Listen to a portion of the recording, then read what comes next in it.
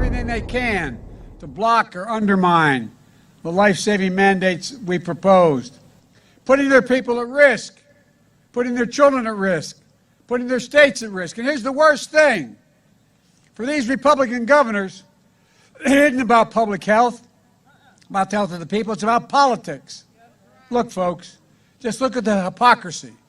The same governors who are attacking me and your governor for COVID-19 mandates are in states with some of the strictest vaccine mandates for children attending school in the whole country.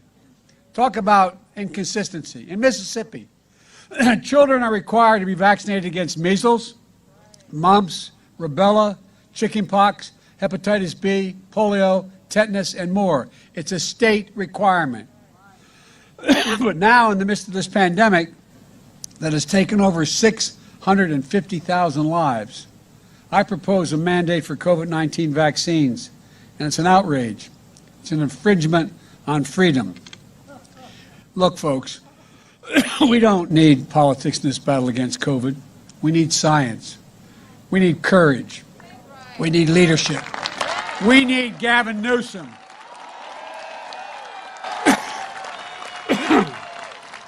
Come on, man.